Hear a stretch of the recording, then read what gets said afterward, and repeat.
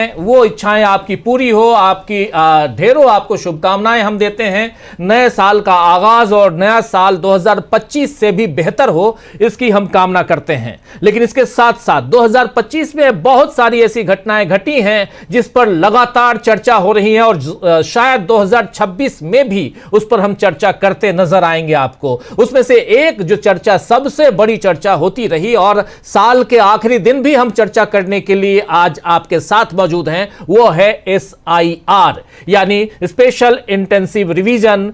वो voter list में जो विशेष गहन पुनरीक्षण का काम चल रहा है उस पर चर्चा लगातार जारी है और उसकी चर्चा आज करने को फिर से हम मजबूर हो गए हैं, इसलिए क्योंकि आज TMC के मुख्य अधिकारी कह लें या TMC के एक बड़े नेता अभिषेक बनर्जी, आप जानते हैं कि अभिषेक बनर्जी जो हैं वो कितने कद्दावर हैं, इससे अंदाजा लगा सकते हैं कि उनका पहला परिचय वो ममता बनर्जी के भतीजे हैं, पहला परिचय। इसके बाद वो TMC से आते हैं, इसके बाद वो महासचिव हैं, जनरल सेक्रेटरी हैं अपनी पार्टी के। ये सारी चीजें, सांसद, ये सारी चीजें अलग से जाती हैं। लेकिन आज इन्होंने मुलाकात की, तस्वीरें देखी, इन्होंने मुलाकात की ज्ञानेश कुमार से दिल्ली में। समय मांगा था सप्ताह भर पहले समय मांगा था, आज समय दे दिया गया। इन्होंने कहा था, अल्टीमेटम दिया था कि चुनाव आयुक्त अगर हमसे मुलाकात नहीं करेंगे, हमारे डेलीगेशन से मुलाकात नहीं करेंगे तो हम धरना प्रदर्शन करेंगे, वहीं घेराव करेंगे। फाइनली आज इनको 12:30 बजे का समय मिला, गए 12:30 बजे, 2.5 घंटे मीटिंग चली। यह बहुत अच्छी बात है कि 2.5 घंटे तक समय दिया गया। ज्ञानेश कुमार गुप्ता जी मौजूद थे, लेकिन उसके बाद निकलकर जब TMC सांसद आए हैं, जब TMC के मुख्य चेहरों में से एक आए हैं बाहर, अभिषेक बनर्जी अपने 10 साथियों के साथ, इस डेलीगेशन में 10 साथी इनके मौजूद थे और 10 लोगों के डेलीगेशन के साथ जब बाहर आए और मीडिया से इन्होंने बात की तो ढेर सारे आरोप लगाए इन्होंने मुख्य चुनाव आयुक्त के ऊपर। पहला आरोप, इन्होंने कहा कि चुनाव आयुक्त को लग ही नहीं रहा था कि यह चुनाव आयुक्त हम लोगों के लिए भी चुनाव आयुक्त है, यह सिर्फ और सिर्फ बीजेपी के चुनाव आयुक्त हैं। ऐसा लग रहा था जैसे, और ये उंगलियां दिखा दिखा के हम लोगों की तरफ बात कर रहे थे, ऐसा लग रहा था जैसे हमें धमका रहे हो। और इन्होंने सवाल क्या पूछा था? सवाल पूछा था कि आपने 58 लाख वोटरों के नाम काट दिए, ममता बनर्जी कह रही हैं और हम लोगों को यह आशंका है कि AI के जरिए आप लोगों ने काटा है। हमको 1,36,000, जो अभी 1,36,00,000 जिसकी चर्चा बार बार हो रही है, उसकी सूची दे दीजिए मतदाताओं की जिसके नाम काटने वाले हैं आप। बात यही थी कि वोटों की चोरी रोकिए और मतदाताओं के नाम SIR से आप काट रहे हैं तो उसमें पारदर्शिता लाइए, बताइए कि क्यों काट रहे हैं, किस लिए काट रहे हैं। ERO का मामला, BLO का मामला, तमाम मामले यहां सामने आए, लेकिन चुनाव आयुक्त तो गर्म हो गए, उंगलियां दिखाने लगे। सुनिए जरा अभिषेक बनर्जी को कह क्या रहे हैं।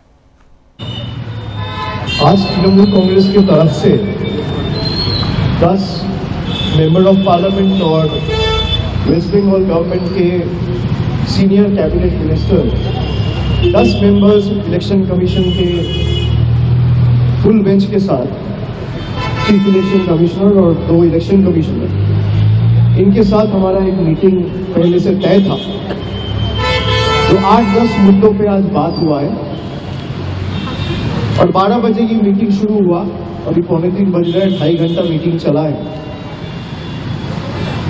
10 मुद्दे पे जो आज हम लोग बात किया है, पिछला बार जब हम लोग आए थे, हमारा पिछला 1 महीना पहले 28 नवंबर को एक 10 लोगों का डेलीगेशन आया था, उसमें 5 सवाल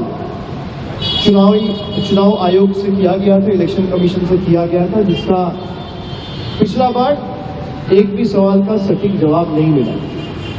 उसी दिन रात को कुछ पत्रकारों को सिलेक्टिवली लीक किया गया इलेक्शन कमीशन की तरफ से कि इलेक्शन कमीशन ने हर सवाल का जवाब दिया। उसके तुरंत बाद मैंने एक ट्वीट किया कि तृणमूल कांग्रेस के पास डिजिटल एविडेंस है और एक भी सवाल का एक भी जवाब इलेक्शन कमीशन पिछला बार नहीं दिया है। इस बार भी हम लोग 10-11 पॉइंट्स लेके आए थे और 2-3 पॉइंट छोड़ के कहीं कोई क्लैरिटी नहीं मिला। मैं उनको SIR पे सवाल पूछता हूं तो वो चले जाते हैं सिटीजनशिप पे। मैं उनको डिलीशन पे सवाल पूछता हूं तो वो चले जाता है इलेक्शन का फॉर्म 7 फिल करो। किसी का भी कोई कॉन्क्रीट जवाब एक एक इशू जो हम लोग उठाए हैं मैं सारे पत्रकारों के सामने बताना चाहता हूं। पहला तो हमने जो लॉजिकल डिस्क्रिपेंसीज के केसेस हैं, 1,36,00,000 केसेस, और उसके अलग अलग 5-6 कैटेगरी बनाया गया है कि कुछ केसेस में पिताजी के साथ जो वोटर है उसका 15 साल का डिफरेंस है, इसलिए डिस्क्रिपेंसी में डाला है। कहीं नाम में कोई स्पेलिंग एरर है, इसलिए डाला है। कहीं सरनेम में कोई स्पेलिंग मिस्टेक है, इसलिए डाला है। कहीं ग्रैंड पेरेंट्स के साथ कोई एज डिफरेंस है तो डाला है। कहीं एड्रेस में कोई डिफरेंस है तो डाला है। लेकिन वो लिस्ट अभी तक पब्लिश नहीं हुआ है। कल रात को जब मैं दिल्ली आया तब मुझे पता चला कि AERO का जो लॉगिन है, ERO का नहीं, AERO, उस लॉगिन में पार्ट बाय पार्ट कुछ लॉजिकल डिस्क्रिपेंसीज के केसेस अपलोड किए गए। लेकिन उसमें भी जो ऐप के थ्रू अपलोड किया गया उस ऐप में भी बहुत सारे फ्लॉज हैं, जो आज मैंने मीटिंग में बताया। जैसे ही आप लॉजिकल डिस्क्रिपेंसीज के कोई केस में जाते हैं तो वहां पे 4 ड्रॉप डाउन आते हैं। एक आता है सेंड टू DEO, एक आता है जनरेट हियरिंग नोटिसेस, एक आता है फाउंड ओके, और चौथा आता है फाउंड इनएलिजिबल। अगर डॉक्यूमेंट सबमिट करने के बाद भी किसी का केस ओके है और फाउंड ओके में दबाया जा रहा है, क्लिक किया जा रहा है, तो भी हियरिंग नोटिसेस जनरेट हो रहे हैं, जिसका कोई जवाब उन्होंने नहीं दिया। उन्होंने माना कि ऐप में हो सकता है कोई टेक्निकल ग्लिचेस हो, लेकिन इसका कोई जवाब हमें नहीं मिला।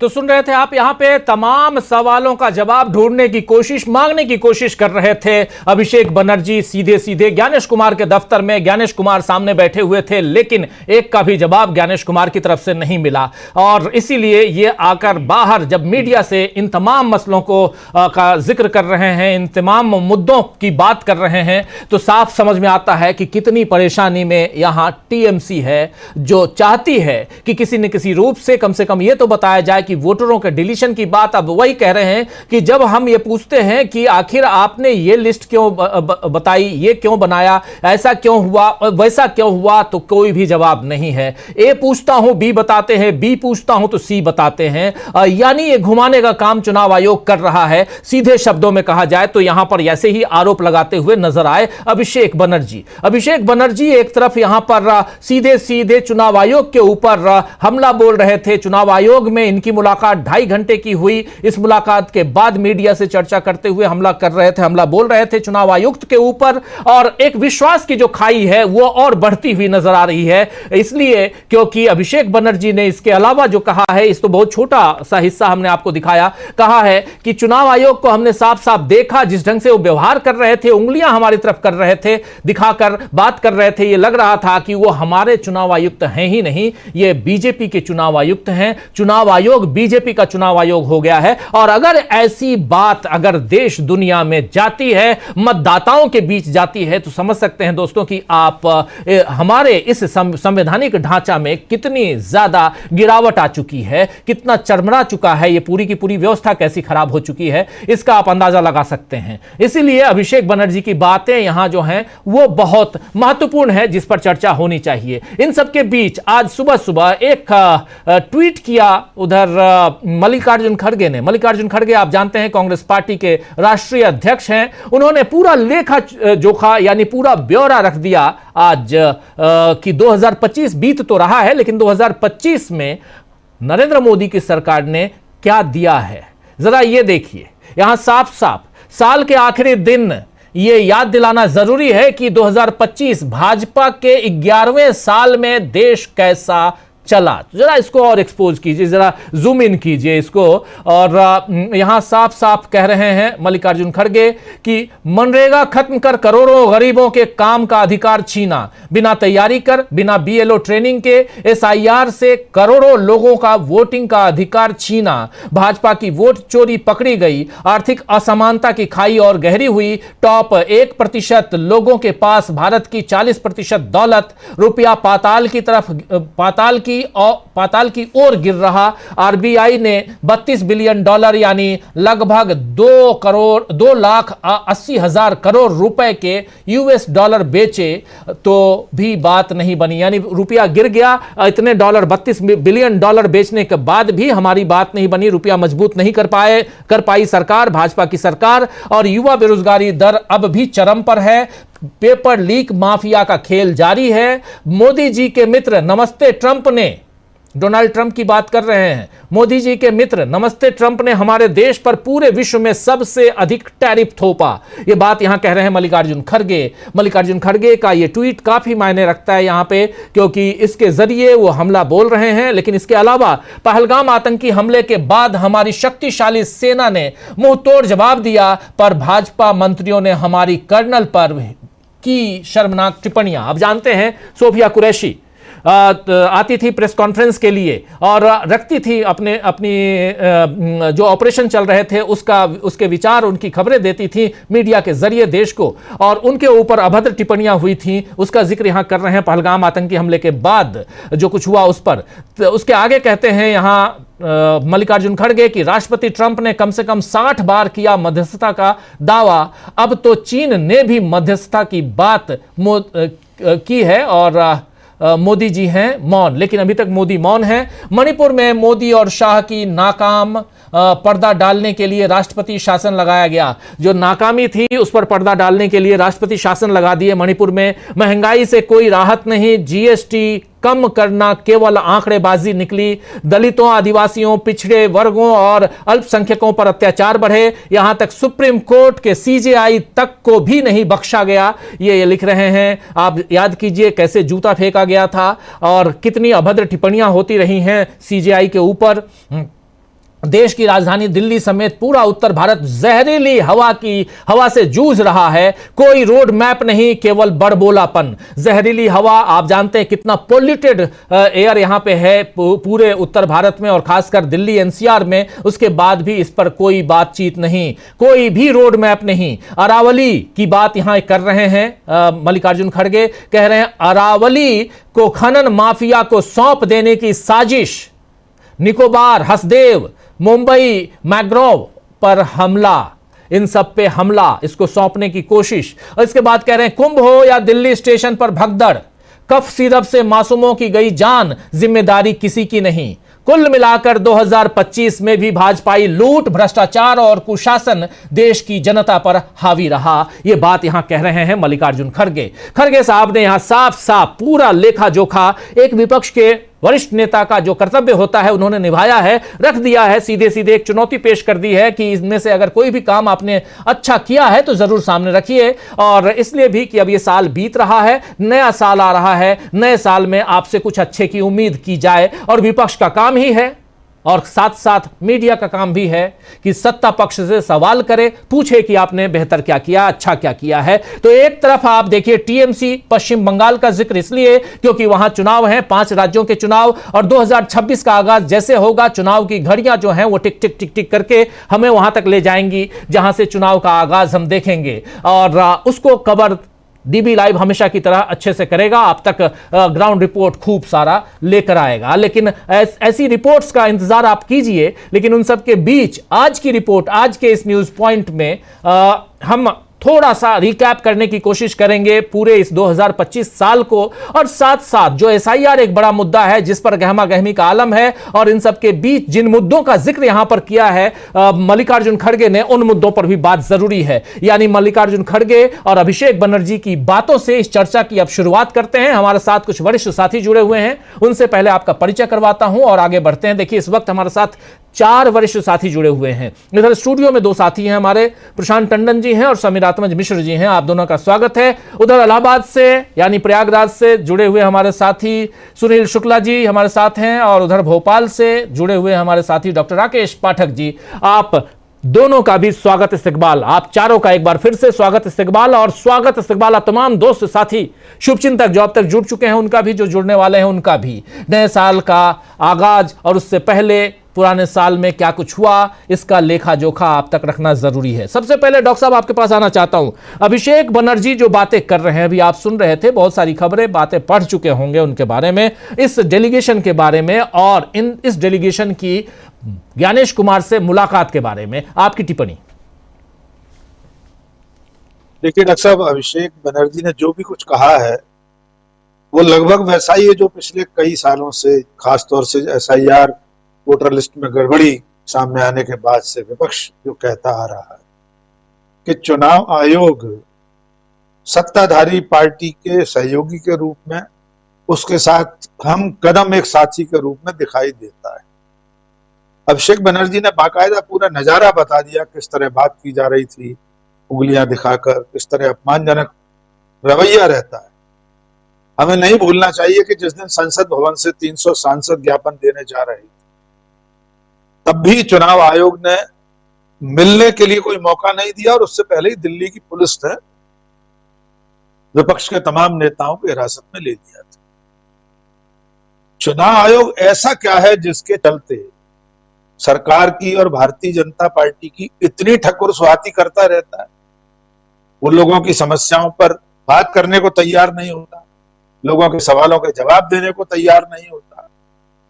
ऐसी कौन सी नस दबी है जो चुनाव आयोग जैसी स्वायत्त शासी संस्था और उसके मुखिया को सत्ता के चरणों में इस कदर डाल रखा है कि वो लोकतंत्र की असली आवाजों को सुनने को तैयार नहीं।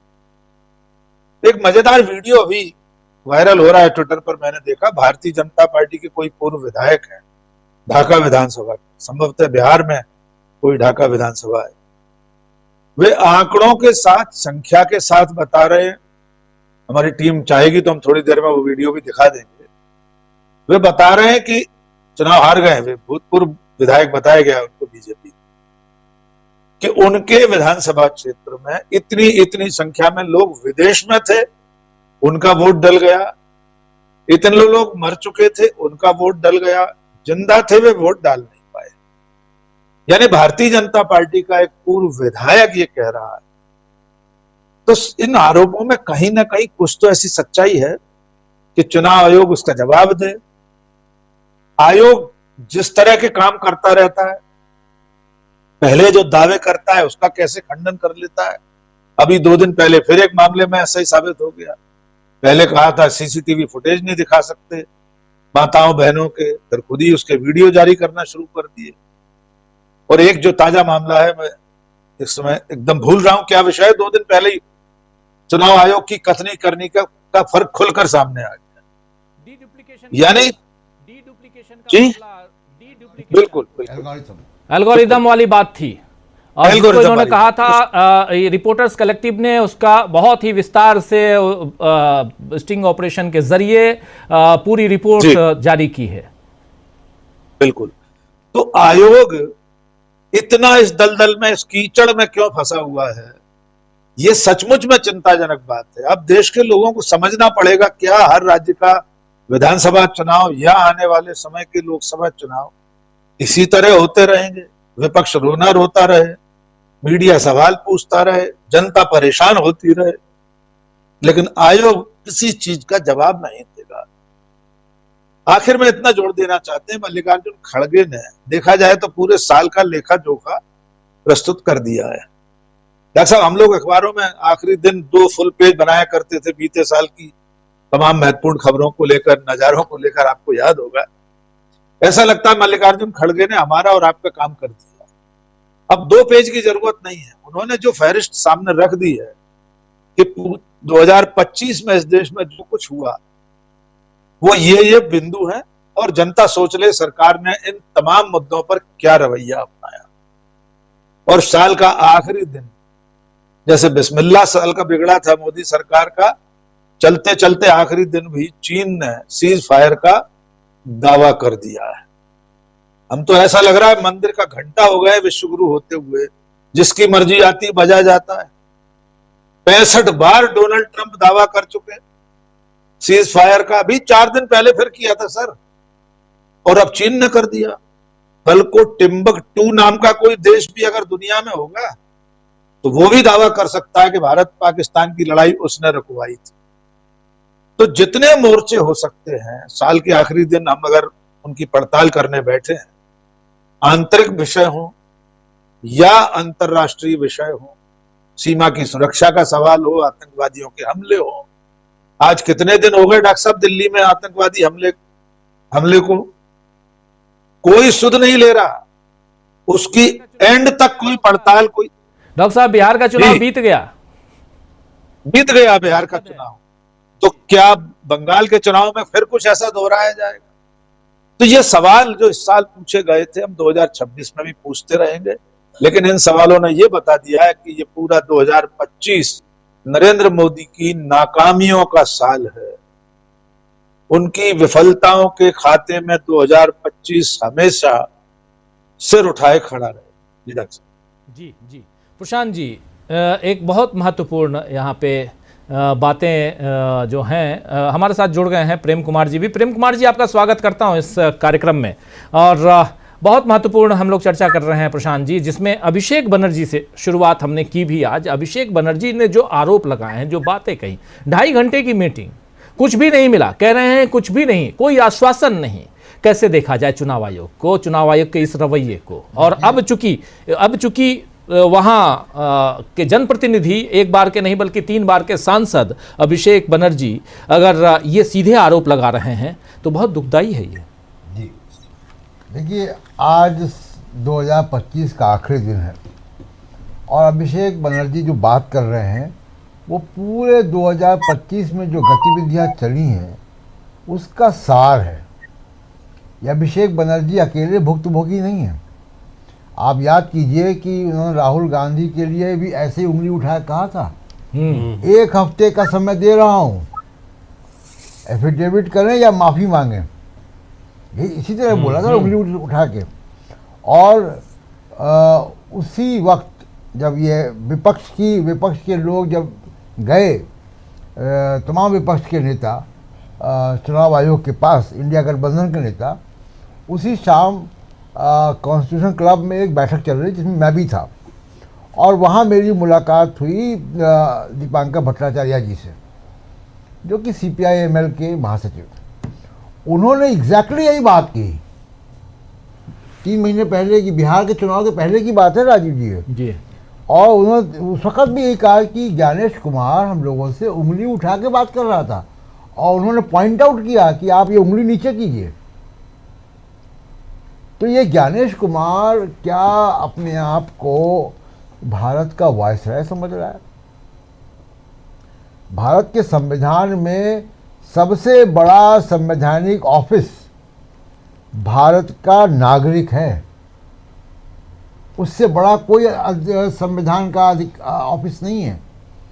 संविधान शुरू वहीं से हो रहा है, we the people of India, हम भारत के लोग। तो जो भारत के लोग हैं उनसे बड़ा नहीं है। ये जनता द्वारा चुनी गई सरकार का इंतज़ाम करने की सरकार होती है और जनता चुनाव कैसे करे उसका आपको इंतज़ाम करना। आप मैनेजर हो, आप मालिक नहीं हैं जनता के। लेकिन जिस तरीके से ज्ञानेश कुमार की गतिविधियां हैं और उसके पहले राजीव कुमार जी की गतिविधियां थी, ये दोनों बहुत ही शर्मनाक है। अभी आपने चर्चा की किस तरह से एल्गोरिथम जो है वो हो रहा था। पहली बार ऐसा हो रहा है कि इतने बड़े पैमाने पर वोट काटे जा रहे हैं। 2003 में भी राजीव जी ये हुआ था, SIR नहीं हुआ था, इंटेंसिव रिवीजन हुआ था। तब उसका नाम SIR नहीं था, SIR का कोई कानूनी प्रावधान है ही नहीं। ये मामला सुप्रीम कोर्ट में अभिषेक मनु सिंह भी उठा चुके, कई और वकीलों ने भी उठाया। लेकिन आप देखिए कि उस वक़्त मुझे याद है कि 2003 में BLOs ने, EROs ने फ्लाईओवर के नीचे सोने वाले लोगों को भी पूछ कर उनके नाम जोड़े थे, बेघर लोगों के नाम जोड़े थे जी, और उनके मकान नंबर 00 नहीं लिखे थे। तो सवाल ये है कि आप इतने बड़े पैमाने पर लोगों को नाम काट रहे हैं। ये नाम काटना क्या है ये? मताधिकार से वंचित करना है, जिसके लिए देश की आज़ादी लड़ी गई। आज़ादी क्यों लड़ी गांधी जी ने? भगत सिंह क्यों झूल गए फांसी पे? तमाम लोग जेलों पे क्यों गए? कितने लोगों ने शहादत दी? जलियांवाला बाग हुआ, क्या था? कारण क्या था? कि हमको हमारे देश की सरकार चुननी है, हमको वायसराय नहीं चाहिए। अब ज्ञानेश कुमार वायसराय बन गए कि हम आपको चुनने का अधिकार ही नहीं देंगे। आप सोचिए कि उत्तर प्रदेश में अभी तक जो खबरें आ रही हैं कि लगभग 2,90,00,000 लगभग 3 करोड़ लोगों के नाम कट चुके हैं। बिहार में हम लोगों ने देखा कि 79 लाख लोगों के नाम कट गए, लगभग 1 करोड़ लोगों के नाम कट गए बिहार में। जी, बंगाल में यही हो रहा है। कुल मिला के 10 करोड़ लोगों के नाम आप काट देंगे भारत के मतदाता सूची से। तो इतने बड़े पैमाने पर मताधिकारों का काटने का मतलब है कि आप साजिश कर रहे हैं भारत की लोकतंत्र को डिरेल करने की। आप मताधिकार छीनकर आप ओलिगार्की बना रहे हैं कि कुछ लोगों को ही मताधिकार होगा। तो अब जिनके नाम कटे वो कौन लोग हैं? जिनके नाम कट रहे हैं उनकी वो अधिकांश समाज के हाशिए के लोग हैं, चाहे वो अल्पसंख्यक हैं, चाहे वो दलित हैं, चाहे वो आदिवासी हैं, उनके ही नाम कट रहे हैं अधिकांश। तो ये एक बड़ी साजिश जो है वो रची जा रही है भारत के लोकतंत्र को डिरेल करने की, और ज्ञानेश कुमार इसके प्रमुख साजिश करता है, जिस तरीके से उनका रवैया है। और लोकतंत्र में सबसे बड़े स्टेक होल्डर पॉलिटिकल पार्टीज हैं।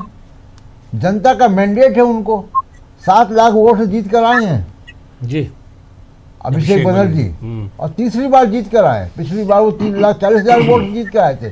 तो जिसको जनता इतने बड़े पैमाने पर वोट दे रही है, उससे एक अधिकारी, संवैधानिक अधिकारी, उंगली दिखा के बात करेगा? ये क्या आप ठेकेदार हैं डेमोक्रेसी के? कि आप वायसराय हैं भारत के? इनको तो पहली बात कि इनको कहीं ना कहीं शिष्टाचार की भी आवश्यकता है कि ट्रेनिंग इनको दी जाए। और अगर ये ऐसा बर्ताव राहुल गांधी के साथ कर रहे हैं, जो नेता प्रतिपक्ष है, जो खुद एक संवैधानिक पद पे है, अभिषेक बनर्जी संवैधानिक पद पे हैं, मेंबर ऑफ पार्लियामेंट है, तीसरी बार है, दीपांकर भट्टाचार्य CPI-ML के महासचिव हैं, एक बड़ी पॉलिटिकल पार्टी के महासचिव हैं। आप उनसे उंगली दिखा के बात करेंगे? किसने आपको अधिकार दिया? तो कोई तो ताकत है इसके पीछे जो इस तरीके की बात कर रहे हैं। लेकिन मेरा मानना है कि बहुत लंबे समय तक ये चलेगा नहीं, इसके खिलाफ अब आवाज़ें उठेंगी। 2025 में, आखिरी बात ये कह रहा हूँ कि 2025 में कुछ जो बातें अच्छी हुई हैं, उनमें एक बात ये भी हुई है कि अभी तक जो वोट चोरी या EVM या चुनाव की धांधली, ये हम पत्रकार लोग, कुछ एक्टिविस्ट, कुछ लोग ही उठा रहे थे। अब ये पॉलिटिकल पार्टियां, विपक्षी पार्टियों ने इसको उठा लिया। अब ये जन आंदोलन बन रहा है। इस पर राहुल गांधी, तेजस्वी यादव ऑलरेडी एक 14 दिन की यात्रा भी कर चुके हैं जी। तो अब ये जन आंदोलन की शक्ल ले रहा है। और सभी विपक्षी पार्टियां, चाहे वो अभिषेक बनर्जी हो, ममता बनर्जी हो, स्टालिन हो, उद्धव ठाकरे हो, हेमंत सोरेन हो या स्टालिन हो, सब इस चुनाव आयोग के भुक्तभोगी हैं और सब आवाज़ उठा रहे हैं। तो 2025 में ये भी एक अच्छी बात हुई कि चुनाव आयोग और चुनाव धांधली जो है एक बड़ा राजनीतिक मुद्दा बन चुका है। जी बिल्कुल बिल्कुल, आप सही कह रहे हैं। सुनील शुक्ला जी, आपके पास आना चाहता हूं। यहां पर इस घटनाक्रम में जो आज मीटिंग हुई है, 2.5 घंटे की मीटिंग, अभिषेक बनर्जी जब निकल के बाहर मीडिया से चर्चा कर रहे थे तो उन्होंने साफ साफ कहा है कि चुनाव आयुक्त मेरे ऊपर, जिसका जिक्र अभी कर रहे थे प्रशांत टंडन जी, मेरे ऊपर उंगली, हम लोगों के ऊपर उंगली उठाकर बात करने की कोशिश उन्होंने की। तो मैंने कहा, यानी अभिषेक बनर्जी ने साफ साफ कहा कि उंगली नीचे करके बात कीजिए। आप नॉमिनेटेड हैं, यानी आप मनोनीत हैं, और हम निर्वाचित हैं, इलेक्टेड हैं। आप नॉमिनेटेड हैं, हम इलेक्टेड हैं। हम आपके किसी के दास या गुलाम नहीं हैं। और अगर आप में हिम्मत है तो हमारी जो ये मीटिंग हुई है 2.5 घंटे की मीटिंग, उसका सीसीटीवी फुटेज आप वो कीजिए और मीडिया के सवालों का जवाब दीजिए। यानी यहां साफ साफ, या वरना हम जाकर बात करेंगे। और याद कीजिए कि ऐसा है कुछ बिहार के समय, जब बिहार का चुनाव चल रहा था और बिहार के जो नेता, खासकर आरजेडी के नेता और तमाम दूसरे दलों के नेता भी, जो महागठबंधन के नेता थे, वो भी गए थे जब चुनाव आयोग में चुनाव आयुक्त से मिलने के लिए। उस समय भी ऐसे ही घटनाक्रम, और उस समय भी कहा गया था, ऐसे ही उंगली उठा के बात कर रहे थे। मनोज झा ने भी उस समय कहा था कि चुनाव आयुक्त पता नहीं किस ढंग से हम लोगों के साथ बिहेव करना चाहते हैं। तो ये इनके बिहेवियर पर जो लोग, इलेक्टेड लोग हैं, जो जनप्रतिनिधि हैं, वो लगातार यहां उंगलियां उठा रहे हैं, मतलब सवाल कर रहे हैं। उंगली तो खैर क्या उठाएंगे, उंगली तो वही उठा रहे हैं बैठ के जो नॉमिनेटेड हैं। लेकिन यहां नॉमिनेटेड वर्सेस इलेक्टेड की जो बात है, यह बहुत इंपॉर्टेंट बात यहां अभिषेक बनर्जी ने की है। और इसी से चर्चा जरा आपके जरिए शुरू करना चाहता हूं, जिसमें ये साल अब बीत रहा है सुनील शुक्ला जी, लेकिन साल बीतते बीतते क्या देकर जा रहा है? क्या ये कि हम चुनाव आयोग पे भरोसा करना छोड़ दें, या ये कि चुनाव आयोग के जो पर्दे हैं, जो परत, जो प्याज के पत्तों की तरह, एक एक प्याज की जो परतें हैं, पत्ते नहीं परतें, जो खुलते हैं वैसे खुल रहा है अब। और बहुत सारी बातें जो अभी तक अपने को पता नहीं थी, वो पता चल रही हैं कि आखिर अंदर खाने चल क्या रहा था अभी तक। धन्यवाद राजीव जी। निर्वाचन आयोग समाप्त हो रहे वर्ष के दौरान उसके विश्वसनीयता को लेकर के उठे हुए सवालों का जवाब देने में पूरी तरह से विफल रहा है। आम लोगों के मन में, राजनीतिक दलों के साथ साथ आम लोगों के मन में भी निर्वाचन आयोग के कामकाज को लेकर के संदेह गहरे हुए हैं, और पूरी की पूरी निर्वाचन प्रक्रिया को लेकर के एक बड़ा वर्ग है समाज का जो जिसके मन में तरह तरह के संदेह पैदा हुए हैं। निर्वाचन आयोग की जिम्मेदारी बनती थी कि चुनाव की प्रक्रिया को लेकर के जो लोगों के मन में आशंकाएं पैदा हो रही हैं, उनका वह जवाब देता, लेकिन वह इस मामले में पूरी तरह से विफल रहा। आज जो टीएमसी के नेताओं के साथ हुआ, यह कोई नया नहीं है। आपने उस घटनाक्रम का उल्लेख भी किया, जब एक शिष्टमंडल, लगभग गैर भाजपा राजनीतिक दलों का एक पूरा का पूरा सर्वदलीय शिष्टमंडल था, जिसमें से आप याद कीजिए तो पवन खेड़ा ने आरोप लगाया था कि कुछ लोगों को उस शिष्टमंडल में शामिल होने के लिए भी नहीं कहा गया, और 2.5 घंटे तक लोग इंतजार करते रहे। निर्वाचन आयोग ने ये बात कही कि वह केवल विभिन्न पार्टी के अध्यक्षों से मिलने के लिए तैयार है, वह उनके प्रतिनिधियों से मिलने के लिए तैयार नहीं था। बाकायदे ये पवन खेड़ा का बयान था कि इस तरह की बात कही गई। और जब कई बार विभिन्न दलों ने अपना समय मांगा, तो निर्वाचन आयोग ने उनको समय देने से ही मना कर दिया। आप ये भी याद कर लीजिए कि सब संसद की कार्रवाई के दौरान लगभग पूरा विपक्ष संसद भवन से निकल करके निर्वाचन आयोग कार्यालय जा रहा था, तो निर्वाचन आयोग ने उनसे मिलने से मना कर दिया। और जबकि यह अग्रिम सूचना थी, वो अचानक नहीं निकले थे वहां, वो पहले बता चुके थे कि वह निर्वाचन आयोग से मिलेंगे, लेकिन निर्वाचन आयोग ने कुछ समय नहीं दिया था, और वह संसद भवन से निकल करके निर्वाचन आयोग जाने लगे। पूरी पार्लियामेंट्री स्ट्रीट पर बड़े पैमाने पर पुलिस बल तैनात करके उनको जाने नहीं दिया गया था। जब एक बहुत ही भोथरा सा, बहुत ही हल्का सा एक तर्क दिया कि इतने बड़ी संख्या में नेताओं को की उपस्थिति अपने यहाँ निर्वाचन आयोग दर्ज कराने में, उसके यहाँ कोई व्यवस्था नहीं है। बिल्कुल नहीं है, हम सभी जानते हैं। आपको जब एडवांस सूचना मिल गई तो आप विज्ञान भवन में आप समय तय कर देते कि आप सभी लोग आइए, हम वहां बात करेंगे, लेकिन आपने बात करने के लिए तैयार नहीं थे, और पुलिस ने उन राजनीतिक दलों को रोके रखा, उनके यहाँ जाने नहीं दिया। तो जो पूरा का पूरा घटनाक्रम है, वह निर्वाचन आयोग को लेकर के जो अपेक्षा की जाती है एक संवैधानिक संस्था के द्वारा, वो उसको पूरा करता हुआ नहीं दिखाई पड़ा। जो बात अभिषेक बनर्जी कह रहे हैं, ये सभी बातें लगातार कही जा रही हैं बिहार विधानसभा के चुनाव से लेकर के। यह बात न्यायालय तक में कही गई कि जिन लोगों के नाम आप काट रहे हैं, उनकी एक अलग से सूची जारी कीजिए, और आपने किन किन लोगों को आपने नोटिस दिया, इसका जवाब निर्वाचन आयोग अभी तक नहीं दे पाया। वो यह भी लोग जानना चाहते हैं कि जिन लोगों का नाम आप अन्य कारणों से, जिसमें उनके विस्थापित होने, अपना शहर मोहल्ला गांव छोड़ के चले जाने, या अन्य कारणों की वजह से जब जिनका आप दिवंगत हो जाने के नाम पर जो आप काट रहे हैं, उनकी अलग सूची की मांग की जा रही है, लेकिन निर्वाचन आयोग देने के लिए तैयार नहीं हुआ। राहुल गांधी और राहुल गांधी जैसे विभिन्न पार्टियों के वरिष्ठतम नेता ये लगातार कहते चले आ रहे हैं कि निर्वाचन आयोग मशीन के द्वारा यानी कंप्यूटर के द्वारा पढ़े जाने योग्य मतदाता सूची लोगों को उपलब्ध कराए। निर्वाचन आयोग यह मांग भी पूरी करने में विफल रहा है। तो एसआईआर के माध्यम से लोगों के मन में जो सवाल उठ रहे हैं और जिन सवालों को आज फिर से अभिषेक बनर्जी ने उठाया, यह सवाल लगातार लोगों के मन में है। अब कोई भी राजनीतिक दल ऐसा नहीं है जिससे छूता है। आप याद कीजिए कि टीएमसी का एक शिष्टमंडल पहले भी जाकर के उनसे मिला था। इस शिष्टमंडल के पहले भी जब एसआईआर की कार्रवाई शुरू हुई थी, जिसमें डेरेक ओब्रायन उसके प्रमुख बनाए गए थे, और डेरेक ओब्रायन ने भी निर्वाचन आयोग से मिल करके जो बयान दिए थे वो बहुत ही निराशाजनक थे कि निर्वाचन आयोग इन राजनीतिक दलों के साथ किस तरह का व्यवहार कर रहा है। एसआईआर को लेकर के पूरे सभी जो भी निर्वाचन से जुड़े हुए पक्ष हैं उनके मन में संदेह है, और यह लगभग सभी लोग कर रहे हैं कि यह इसकी व्यवस्था संविधान में नहीं है। एसआईआर इस देश में कभी नहीं हुआ।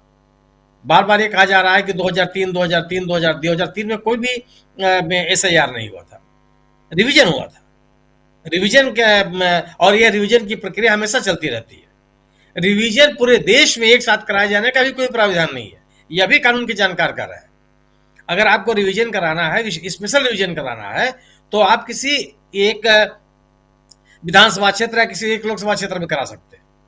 यह भी बात लगातार कही जा रही है कि जिन राज्यों में चुनाव होने हैं उन राज्यों में जो रिवीजन की प्रक्रिया, विशेष रिवीजन की प्रक्रिया, वो नहीं संचालित की जानी चाहिए। लेकिन निर्वाचन आयोग लगातार करता चला जा रहा है, और सर्वोच्च न्यायालय के निर्देशों के बावजूद तमाम निर्देश उसने मानने से इनकार किए, जिसमें आधार कार्ड को एक अभिलेख मानने का मुद्दा शामिल है। उन्होंने भी कहा कि अब यहाँ तक कि आधार कार्ड को स्वीकार करने के बावजूद निर्वाचन ये कहता है कि आधार कार्ड न तो पहचान का अभिलेख है और न ही निवास का अभिलेख है। इसलिए जो लोग आधार कार्ड जमा कर रहे हैं उनको अन्य अभिलेख भी जमा करने पड़ेंगे। यही लोगों के मन में संदेह पैदा हो रहा था कि निर्वाचन आयोग आखिर आम नागरिकों से वह अभिलेख क्यों नहीं मांग रहा है जो लोगों के पास मौजूद है, उनके पास है, जिनको सरकार ने जारी किया है। आप नए नए अभिलेख क्यों मांग रहे हैं जो लोगों के पास, अधिकांश लोगों के पास नहीं है। बिहार में बाकायदे कहा गया कि हाई स्कूल पास लोगों की संख्या कितनी है, पासपोर्ट धारकों की संख्या कितनी है, सरकारी सेवाओं में से अवकाश ग्रहण करने वाले या सरकारी सेवाओं में रहने वाले लोगों की संख्या कितनी है, जो कुल मतदाता है लगभग 8 करोड़ मतदाता हो गए। लेकिन निर्वाचन आयोग ने उसको स्वीकार नहीं किया और बड़े पैमाने पर लोगों के नाम काटे गए, और कटे हुए नाम के आधार पर चुनाव कराया गया, और उसका परिणाम सबके सामने है। आज 3 करोड़ नाम कटने की स्थिति है उत्तर प्रदेश में। क्या स्थिति बन गई कि आज तीसरी बार आज फिर से उसकी डेट बढ़ा दी गई। पहले डेट बढ़ाई गई 31 दिसंबर, अब 31 दिसंबर से बढ़ा के की गई है 6 जनवरी। क्यों बढ़ा रहे हैं? भारतीय जनता पार्टी शासित राज्य में अगर आप ये प्रक्रिया अपना रहे हैं तो ये बिहार में क्यों नहीं हो सकता था? और सबसे बड़े सवाल ये भी है, जो जिसका उल्लेख भी अभिषेक बनर्जी कर रहे हैं, कि इतने कम समय के अंदर आप एसआईआर कैसे कर सकते हैं? आप एक निश्चित अवधि के भीतर एसआईआर की प्रक्रिया पूरी कैसे कर सकते हैं? आप अप्रशिक्षित बेलोज के माध्यम से ये प्रक्रिया पूरी कैसे कर सकते हैं? और जो बातें कही जा रही हैं, जो बातें सामने आई हैं कि एक केंद्रीकृत व्यवस्था के तहत लोगों के नाम काट दिए गए पश्चिम बंगाल के वोटर सूची से, और वह उसका नाम, उसकी जिम्मेदारी और डाल दी गई सहायक निर्वाचन अधिकारियों के ऊपर। राज्य के सहायक निर्वाचन अधिकारियों ने खुल करके कहा कि ये जो नोटिस देने का काम या उनका नाम डिलीट करने का काम पूरा किया गया है उसमें वो शामिल नहीं है। तो पश्चिम बंगाल में जो एसआईआर की प्रक्रिया पूरी की जा रही है उसमें तो निर्वाचन आयोग और बेनकाब हो गया। वो सभी तथ्य सामने आ गए, क्योंकि गैर भाजपा शासित राज्य है, वो वहां सरकार भारतीय जनता पार्टी की विपक्षी पार्टी की है। उसने सभी तथ्य सामने रख दिए कि किस तरह से प्रक्रिया पूरी कराई जा रही है, और राजनीतिक दलों से निर्वाचन आयोग इस तरह की बात कैसे कर सकता है? ये राजनीतिक दल भी आम जनता के प्रतिनिधि है, आम जनता के मन में उठ रहे सवालों को वो निर्वाचन आयोग के सामने प्रस्तुत कर रहे हैं। निर्वाचन आयोग कैसे उनको मानने से मना कर सकता है? क्यों नहीं सुनेगा वो? आप धमकी भरे शब्द तौर तरीके से कैसे बात कर सकते हैं, जो उन्होंने राहुल गांधी के बारे की तरह से बात की? हालांकि बाद में उन्होंने अपना रवैया बदल दिया, क्योंकि राहुल गांधी ने भी उनको छोड़ा नहीं, और कर्नाटक का, महाराष्ट्र का, हरियाणा का सभी मसले ला करके सामने रख दिया कि निर्वाचन आयोग के जो कामकाज है वो किस तरह से आपत्तिजनक है, किस तरह से उसको लेकर के लोगों के मन में सवाल है, और जो दावे कर रहा है निर्वाचन आयोग वह दावे कितने निरर्थक है। अगर आप दावे कर रहे हैं कि डिलीशन किए गए हैं जो एक ही लोगों के नाम कई जगहों पर है, ये भी खोखला साबित किया राहुल गांधी ने।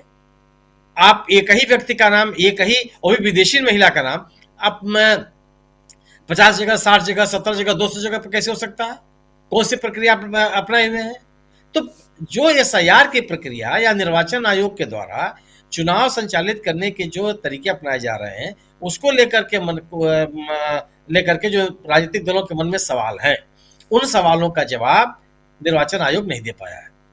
और निर्वाचन आयोग को लेकर के राजनीतिक दलों, इस देश के आम नागरिकों, सिविल सोसाइटी के लोगों के मन में जो विश्वास पैदा हो रहा है यह खाई और चौड़ी हुई है और यह दुर्भाग्यपूर्ण स्थिति है।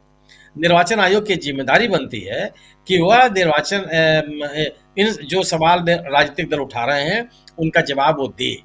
अगर वो उनका जवाब नहीं देता और वो तरह तरह के आरोप लगाता है, जिस शैली का उल्लेख कर रहे हैं अभिषेक बनर्जी कि आप राजनीतिक दलों के साथ अमर्यादित आचरण करेंगे, तो ये तो कतई उचित नहीं है। सवाल है कि ठीक है, निर्वाचन आयोग एक संवैधानिक संस्था है, राजनीतिक दल भी तो एक संवैधानिक संस्था है, राजनीतिक दल के नेता भी तो जनता के प्रतिनिधि हैं। संवैधानिक संस्थाओं से उम्मीद थोड़ी की जाती है कि आप राजनीतिक दलों के साथ इस तरह का व्यवहार करेंगे। कैसे कर सकते हैं आप अगर राजनीतिक दलों के सवालों का जवाब नहीं देंगे तो क्यों नहीं देंगे? आपकी जिम्मेदारी बनती है। निर्वाचन में पारदर्शिता की बात संवैधानिक तौर पर क्यों कही गई कि निर्वाचन को लेकर के लोगों के मन में कोई सवाल पैदा ना हो? आप ऑब्जर्वर भेजते हैं, क्यों? आप फिर ऑब्जर्वर भेजने की क्या आवश्यकता है आपको? बड़ी लाखों करोड़ रुपया खर्च होते हैं, आप फिर एक आदमी से सब काम करा लीजिए। अगर आप पारदर्शिता के लिए बड़े पैमाने पर ऑब्जर्वर भेजते हैं, अकाउंट्स के लिए आप अलग से ऑब्जर्वर भेजते हैं, सुरक्षा के लिए अलग से ऑब्जर्वर क्यों भेजते हैं? इसीलिए तो कि चुनाव को लेकर के आम नागरिकों के मन में किसी तरह का संदेह न हो।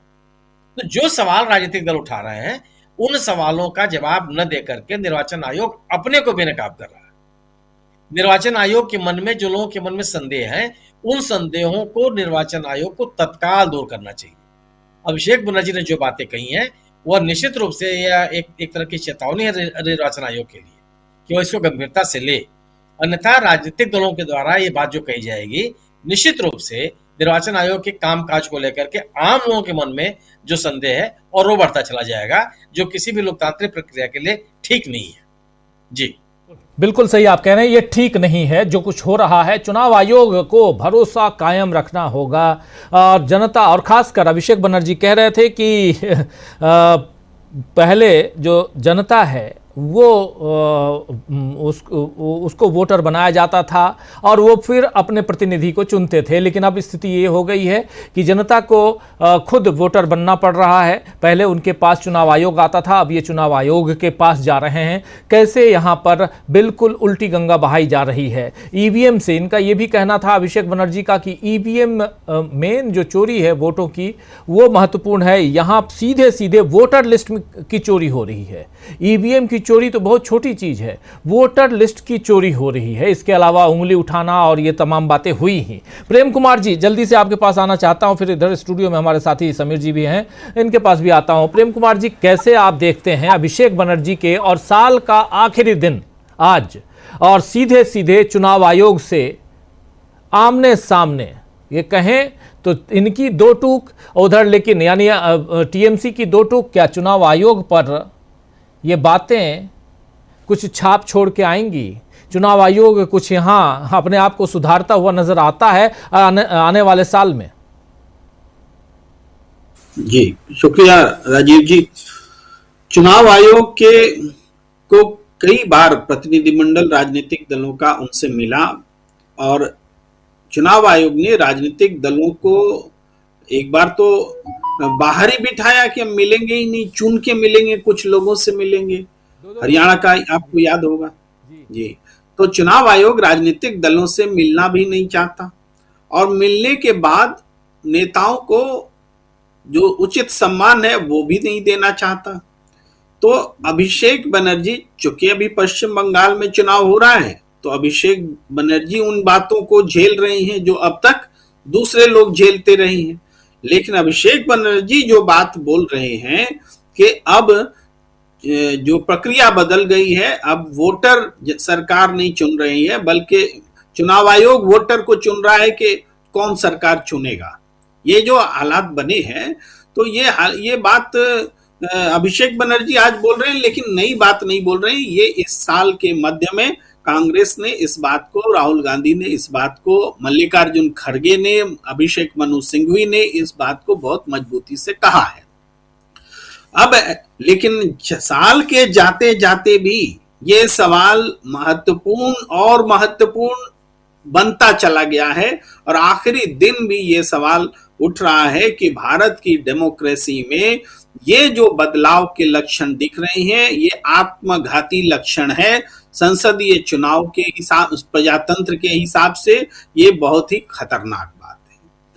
अब आज मल्लिकार्जुन खड़गे जी ने एक ये जारी किया है, उन्होंने बताया है, अपनी प्रतिक्रिया दी है, और हमें लगता है कि पूरे साल का समअप उन्होंने रख दिया है कि बीजेपी का जो 2025 साल है, 11वां साल, वो देश के लिए क्या रहा। भाई इस साल इसलिए याद किया जाएगा कि मनरेगा को खत्म कर दिया गया और करोड़ों लोगों के काम का अधिकार, राइट टू वर्क, को छीन लिया गया। इस एसआईआर के लिए भी इसको जाना जाएगा कि बिना बीएलओ की ट्रेनिंग के लिए और एसआईआर कराई गई। बिहार में एसआईआर के बाद भी 14.5 लाख डुप्लीकेट वोटर्स रहे। वोटिंग का अधिकार करोड़ों लोगों से छीना जा रहा है, लाखों लोगों से छीना गया है। और इसके अलावा बीजेपी ने जो वोट चोरी की, जिसको राहुल गांधी ने पकड़ा, बताया, तथ्यों के साथ बताया, ये भी इस साल की उल्लेखनीय घटना है। और आर्थिक मोर्चे पर टॉप 1% के पास 40% दौलत होना, आर्थिक असमानता बढ़ना, अमीर और अमीर हुए, गरीब और गरीब हुए, अमीरों के टैक्सेस घटे, अमीरों से वसूली जाने वाली टैक्स की राशि घटी, और गरीबों से या आम जनता से वसूली जाने वाली टैक्स राशि बढ़ी। ये भी इस साल की उपलब्धि है मोदी सरकार की। और रुपया जिस तरह से पाताल में गया, इसके बावजूद कि मल्लिकार्जुन खड़गे जी ने आंकड़ा दिया कि 32 बिलियन डॉलर आरबीआई ने खरीदे, डॉलर को खरीदा या बेचा समझिए रुपया को संभालने के लिए, फिर भी रुपया बचा नहीं, नीचे ही गिरता चला गया। वही अनएम्प्लॉयमेंट या पेपर लीक जैसे मामले इस साल महत्वपूर्ण बने रहे, सुर्खियों में बने रहे। और जो आप देख रहे हैं कि सीज फायर हुआ, उसमें मोदी जी ने किस तरीके से बचाव नहीं कर सके देश का। डोनाल्ड ट्रंप बार बार भारत पर कहते रहे हमने सीज फायर कराया।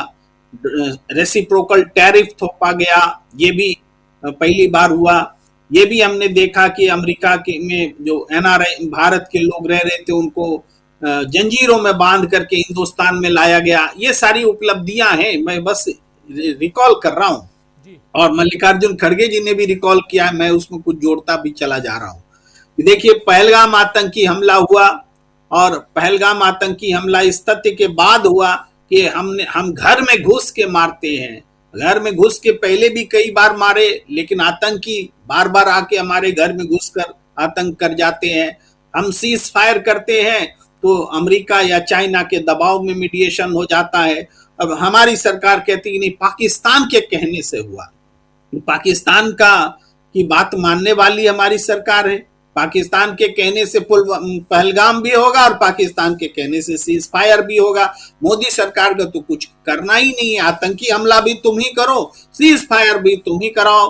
तो ये भी खुल करके आया। जो भारत का पक्ष है वो भी शर्मनाक है कि पाकिस्तान बोल रहा है इसलिए हमने सीज फायर कर दिया। ये भी सामने आया। मणिपुर को लेकर के आखिरकार विपक्ष जरूर बातचीत करने में, संसद में आवाज उठाने में कामयाब रहा था, लेकिन मणिपुर में जिस तरीके से राष्ट्रपति शासन लगा, बहुत सब पूरी मुख्यमंत्री पर पूरे इल्जामात के बावजूद उनको बनाए रखा गया, लेकिन उसका कोई समाधान नहीं निकला।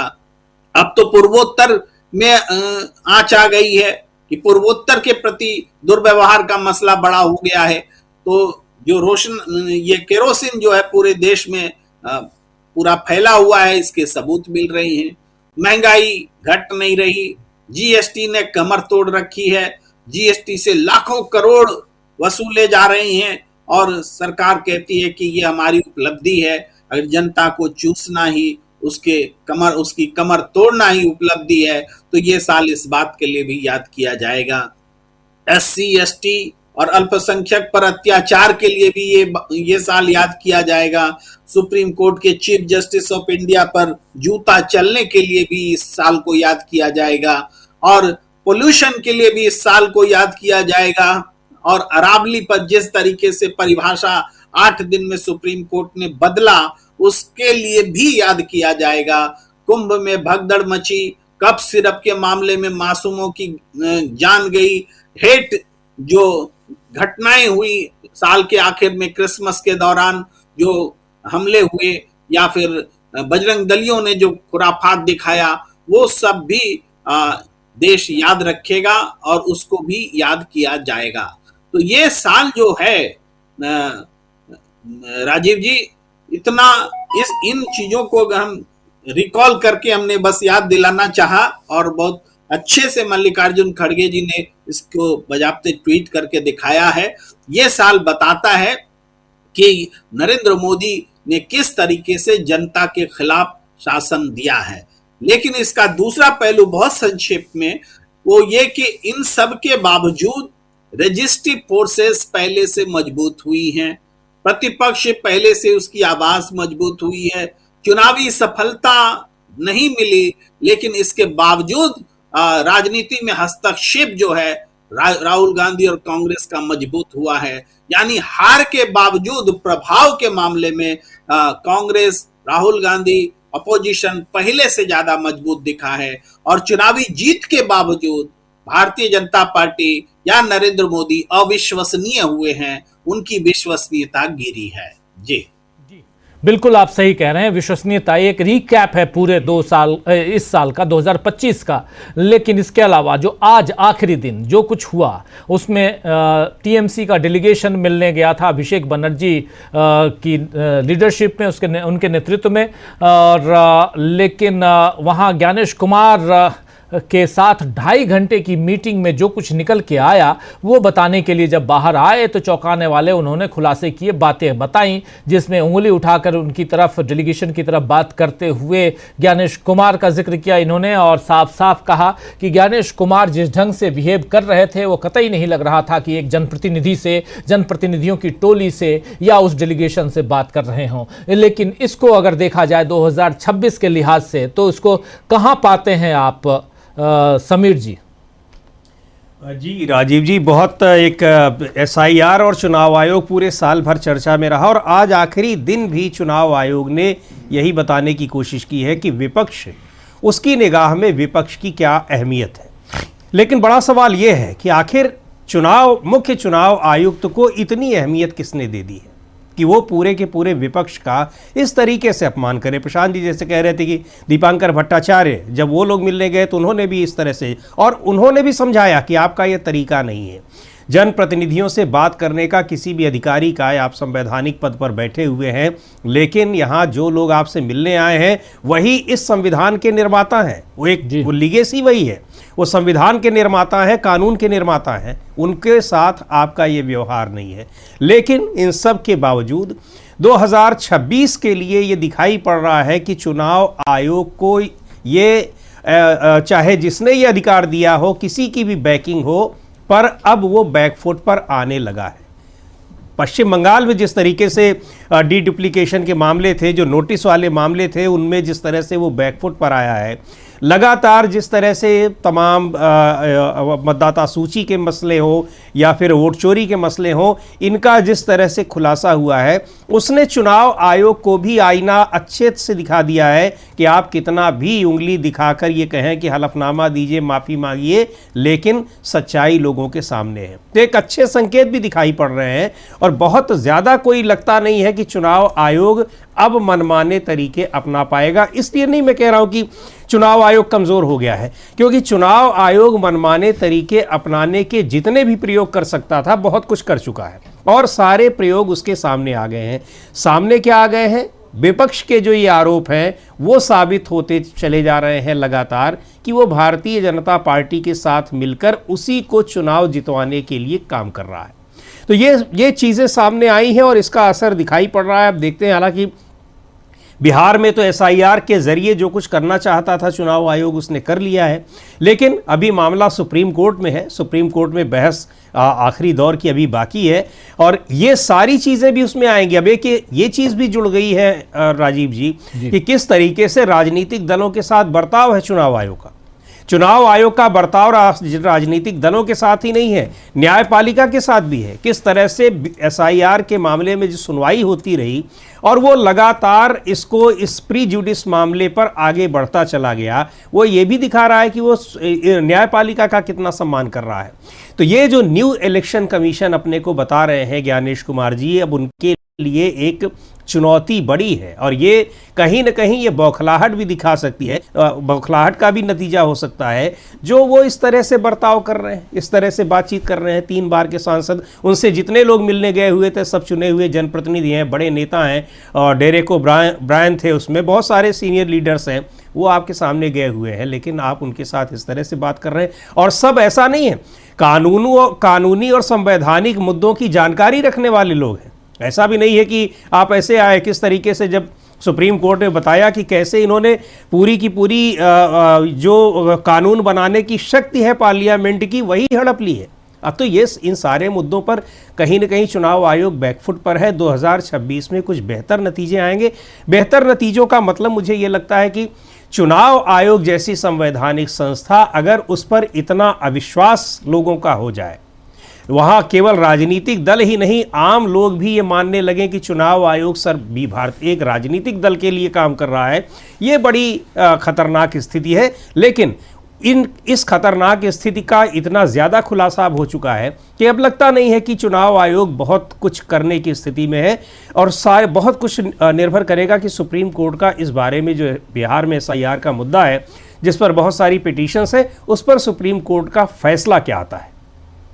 ये बहुत इंपॉर्टेंट आप बात कह रहे हैं कि आखिर जो सुप्रीम कोर्ट का फैसला आना है वो फैसला क्या आता है, इस पर सब निर्भर करेगा। और लगातार बहुत लंबी सुनवाई चल रही है सुप्रीम कोर्ट में एसआईआर को लेकर। बिहार एसआईआर से इसकी शुरुआत हुई थी सुनवाई की, लेकिन उसके बाद जब इधर 12 राज्यों के एसआईआर की शुरुआत हुई तो उसके अगेंस्ट भी केरल सरकार आई, पश्चिम बंगाल सरकार आई और तमिलनाडु की सरकार भी आई है। इन सरकारों ने जो याचिकाएं लगाई थी उसके अलावा जो 11 याचिकाएं पहले लगी थी जिसमें अलग अलग मसलों पे, और सबसे बड़ी बात प्रशांत जी यहां पर यह थी कि आखिर इसकी संवैधानिकता पर ही सवाल उठ रहे थे कि संवैधानिक तौर पर एसआईआर करवाना सही है या गलत है। Representation of the people act 1950 का हवाला देते हुए बहुत सारे सवाल उठाए गए हैं उसमें, उस पर अभी चर्चा तो चल रही है। लेकिन अभी कोर्ट से बाहर सड़कों पे और चुनाव आयोग के अंदर जो कुछ चल रहा है, वो जो घमासान चल रहा है,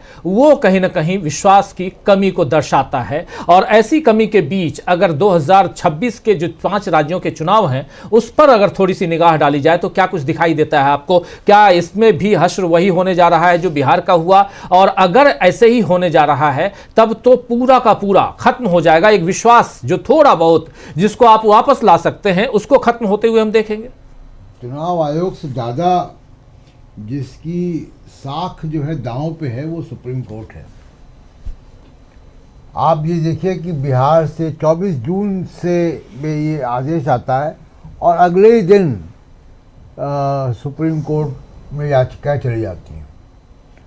एक आधार कार्ड को जोड़ने के अलावा सुप्रीम कोर्ट ने कोई मटीरियल जिसको कहें कि कन्विंसिंग हस्तक्षेप इसमें नहीं किया। तीन तारीखों में तो अलग अलग बेंचों ने आधार को जोड़ने के सुझाव दिए। इतना इम्पावर्ड सुप्रीम कोर्ट भारत के संविधान में सुझाव देने के लिए थोड़ी ना है, आदेश देने के लिए है। और आप सोचिए कि एक ऑनगोइंग प्रोसेस है, चल रहा है, स्टेट बाय स्टेट चल रहा है, हाहाकार मचा हुआ है, लोग सड़कों पे हैं और संवैधानिक अधिकारों की धज्जियां उड़ रही हैं, पॉलिटिकल पार्टियां चक्कर काट रही हैं, लेकिन सुप्रीम कोर्ट में तारीख पे तारीख चल रही है। और बहुत सेमिनार जैसी, आप तो लगातार उस पर लाइव करते हैं, एक सेमिनार जैसा माहौल होता है और वो सेमिनार चल रहा है वहाँ पे। तो ये बड़ा दुर्भाग्यपूर्ण है कि सुप्रीम कोर्ट में इस तरीके से एक बहुत अर्जेंट मामला है। कभी कभी सुप्रीम कोर्ट के सामने एक अर्जेंट मामला है जिसमें कि आप बहुत लंबी सुनवाई नहीं कर सकते, या फिर आप ये कहें कि आप इस एसआईआर को रोक दें, वोटर रिवीजन करते रहें। वो तो एक ऑनगोइंग प्रोसेस है। तो सुप्रीम कोर्ट ने इसको चलने दिया। आप सोचिए अगर कि सुप्रीम कोर्ट की तरह अगर फायर ब्रिगेड जो है वो बर्ताव करने लग जाए तो क्या होगा?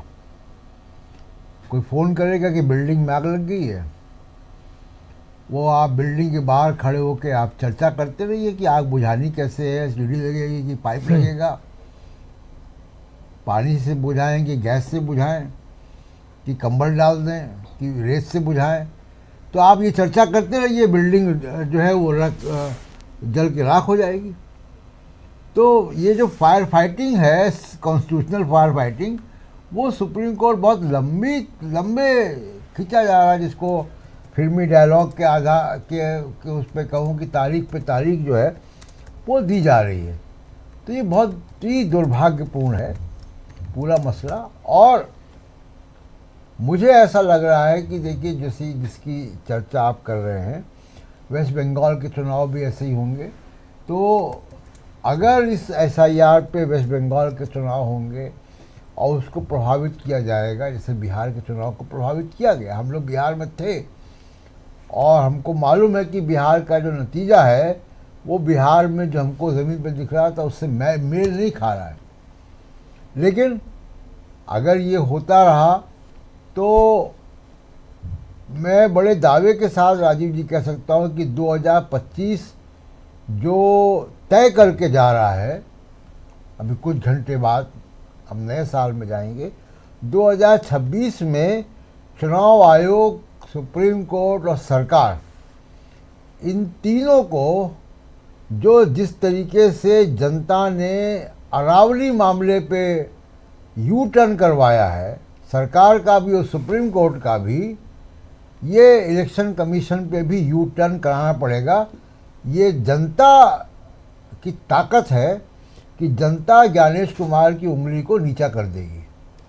जी राजीव जी, बिल्कुल बिल्कुल आप सही कह रहे हैं कि यहाँ जनता की ताकत है।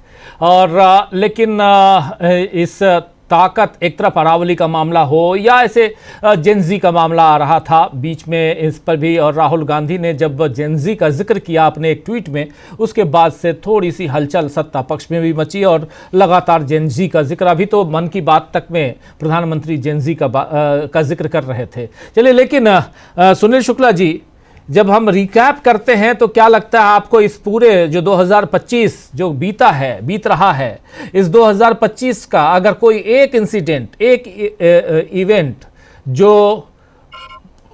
अगर लोकतंत्र के हिसाब से देखा जाए, पूछा जाए कि इस लोकतंत्र को खोखला करने में ज़्यादा कारगर साबित रहा, तो वो कौन सा इवेंट है, इंसिडेंट? एसआईआर जो प्रक्रिया अपना ही नहीं जानी चाहिए थी, जिसका संविधान में कोई उल्लेख नहीं है, जिसको कभी लागू नहीं किया गया, मतदाता बनने का अधिकार सार्वभौमिक अधिकार है भारतीय नागरिकों को संविधान के अनुसार। ये कभी मतदाताओं के ऊपर निर्भर नहीं रहा कि आप आइए, आवेदन पत्र भरिए और अपना अभिलेख जमा कीजिए और उसके बाद आप मतदाता होंगे या नहीं होंगे।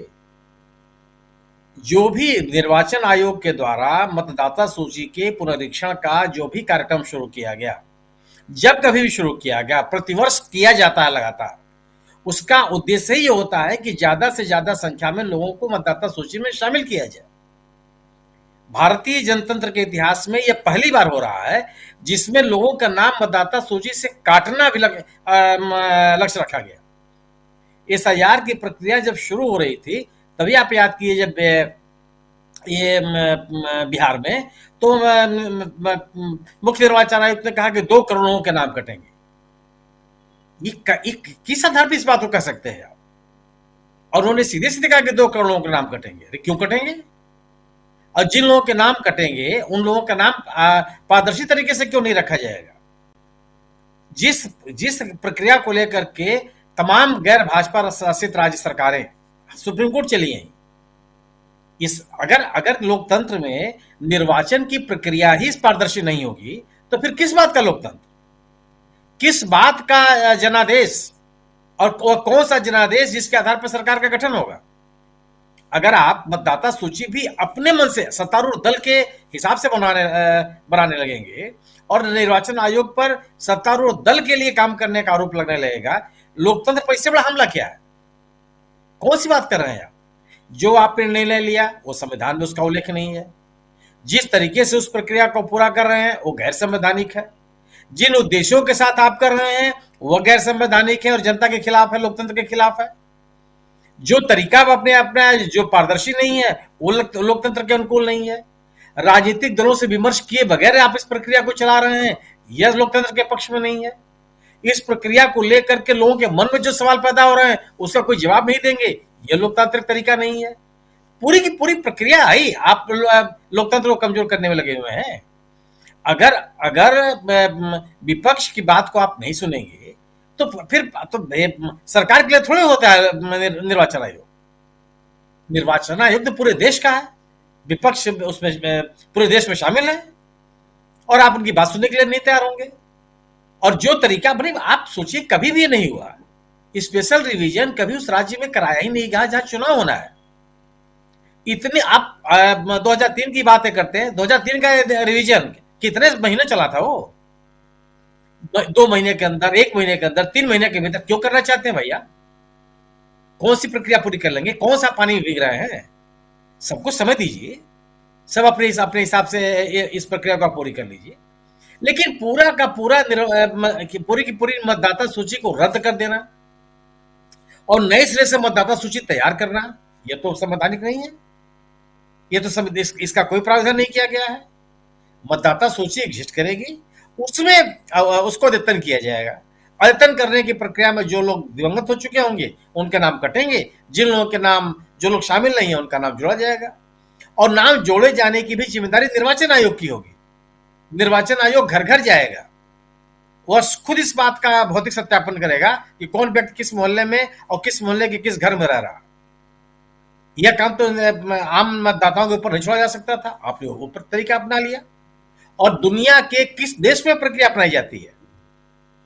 हमारे यहाँ अब 1952 में अगर ये प्रक्रिया अपनाई गई होती तो मतदाता सूची नहीं बनती, अब चुनाव ही नहीं होता, लोगों के पास तो कुछ भी नहीं था। ये साबित करना मुश्किल हो जाता कि आप भारत के नागरिक हैं या नहीं है। आज जो काम निर्वाचन आयोग का नहीं है, निर्वाचन आयोग का यह काम ये नहीं है कि कौन व्यक्ति नागरिक है या नहीं है, इसके लिए अलग व्यवस्था है। जो व्यक्ति भारत में रह रहा है उसको मतदाता बनने का अधिकार है। वह गैर और नागरिक नहीं है, इसकी कोई शिकायत करे, इसकी जांच सरकार करे और उसका ट्रिब्यूनल है उस पर तय करे कि नागरिक है कि नहीं है, उनका नाम आप मतदाता सूची से अलग कर दिया जाए। लेकिन आप निर्वाचन आयोग खुद अपने स्तर पर तय करने लगे। अब अभी प्रसाद जी ने कही आधार कार्ड को लेकर के, आधार कार्ड को लेकर के भी अभी तक निर्वाचन आयोग ने कहा, माना कि एक इंडिपेंडेंट डॉक्यूमेंट है। अभी वो कहते हैं कि यह न तो पहचान का डॉक्यूमेंट है और न ही उम्र का डॉक्यूमेंट है, और दोनों डॉक्यूमेंट चाहिए मतदाता सूची में शामिल होने के लिए। तो सर्वोच्च न्यायालय का उस आदेश को भी तो निर्वाचन आयोग ने स्वीकार नहीं किया। किस आदेश को स्वीकार किया उसने? और बार बार मुख्य निर्वाचन